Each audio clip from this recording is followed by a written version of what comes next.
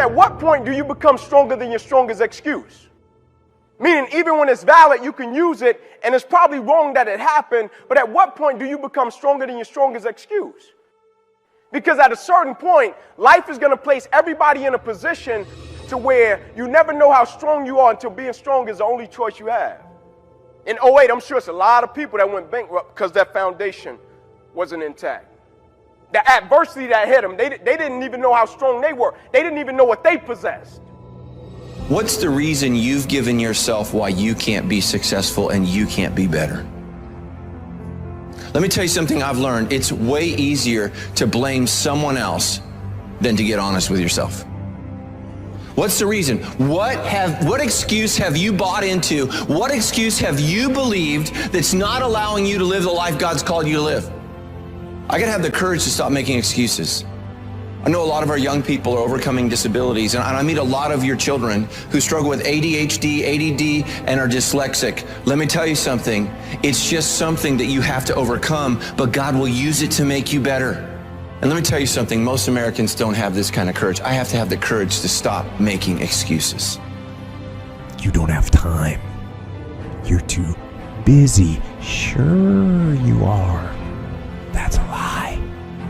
You have to accept that all your excuses are lies that you tell yourself, the lies you use to rationalize taking the easy road and leaving discipline behind. Think about them. Recognize the excuses are not valid. They're conjured up. They're fabricated. And how do you stop the lies? You stop the lies with the truth. The truth. The truth will set you free. See, a lot of people never live their dreams. A lot of people never do the things they want to do. A lot of people stay on jobs where they're miserable. I read an article called, "Is Your Job Making You Sick?" Many of us choose an active living death. Many of us are walking dead. The first thing you got to do in order for change to take place in your life is you got to have a desire to change. The second thing that you got to do if you want change in your life, you got to stop making excuses. Because an excuse will stop change. Are you hiding behind your veil of excuses, noticing that you're still the same? Do you continue to come up with excuses that continue to stop change? Because that's what excuses do. Excuses guarantee failure. Why? Because excuses won't let you enter into change. An excuse is an enemy to change. And we make a lot of them. An excuse is an enemy to change. Excuses are nails used to build a house of failure. It's going to fail. Let me give you a definition of the word excuse. An excuse is me removing myself from the path of blame. In other words, anytime I sense that blame is coming towards me, I've got to come up with a reason or an explanation to remove myself out of that path so it can hit somebody else. I'm not willing to stand the past and accept responsibility for that. And what you're really saying is, I'm making an excuse because I ain't ready to change. And I'll continue to give you excuse after excuse after excuse because I'm not ready to make the change. Me moving myself out of the path of blame. And it's so easy to blame it on somebody else. To release the power to change, we must stop making excuses, or the power of change is stuck. It's stranded. Can there still be legitimate reasons? Yes, there can. And for me, the difference, the line between an excuse and a reason is, an excuse is when you blame something that you could have controlled, and a reason is something that you have absolutely no control over whatsoever. So don't believe the lies, believe the truth. And the truth is, you have time. You have the skill, you have the knowledge and the support and the willpower and the discipline to get it done. Listen to the truth. then live the truth and go out and get it done. Excuses sound best to the person that's making them up. I'm gonna keep it so real with you, it's supposed to make you uncomfortable. Stop feeling sorry for yourself.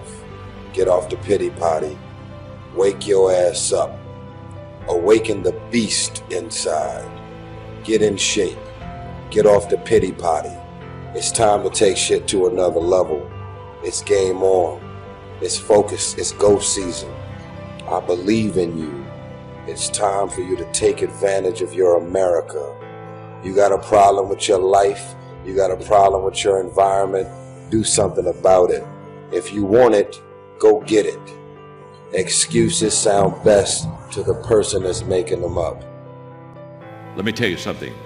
It's easier to go from failure to success than it is from excuses to success. The moment you make excuses for your life, you take the exit off of where you're trying to go. Because excuses give you a reason for not being exceptional. It gives you a reason for not showing up. It gives you a reason for not delivering the goods. It gives you a reason for not being the person that you wanted to be. Remember this, excuses always shrink your stature.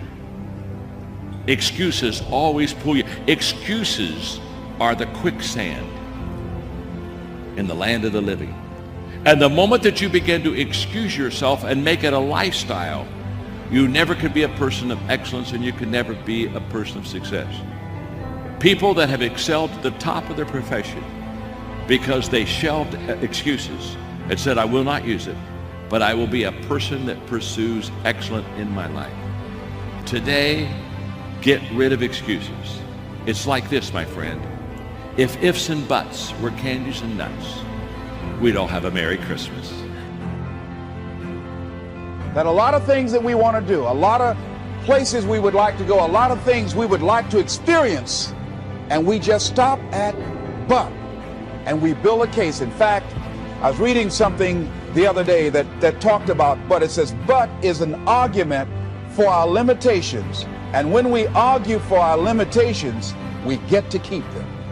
Always something there to build a case on why you can't move on, why you can't grow to the next level, why you can't begin to manifest your greatness, why you can't begin to live life on your terms. Always something there to block you, to keep you where you are, and keep you from beginning to develop your true greatness. Always some fear. How do we handle it? And I'm saying that if you've been hiding out behind but, if you've been using the fact that you don't have enough money or you don't have the education, take it head on. Go get the education. See, but will cause you to procrastinate. But will cause you to hide out behind fear. But will cause you to come up with all type of excuses that you can validate your inaction and not acting on your dream. Take full responsibility for what happens to you. It's one of the highest forms of human maturity, accepting full responsibility. It's the day you know you've passed from childhood to adulthood, the day you accept full responsibility. I used to have that long list of reasons why I wasn't doing well. To explain. You got to explain, right? Otherwise you're going to look bad. See, I used to blame everything outside. And then let me give you a little philosophy that helped turn my life around. It's not what happens that determines the quality or the quantity of your life. It's not what happens. And the reason is because what happens to about everybody. No different. And I found out that the same things can happen to two different people. One gets rich and one stays poor. Why is that?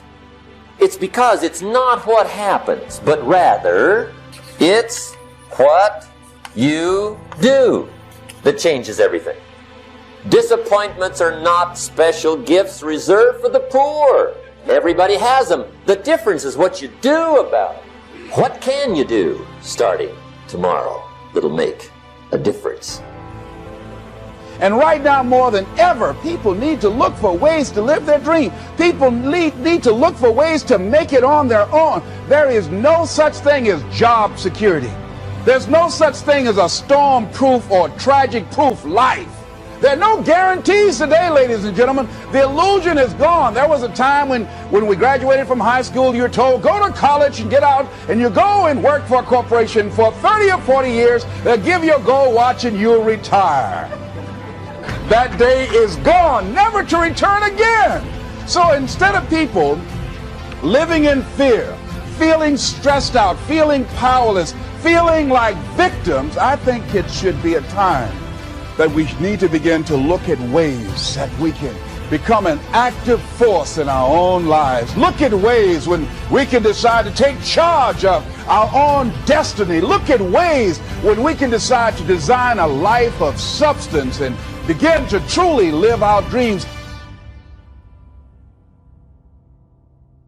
So if you want to do something, if you thought about something you want to do, take it head on.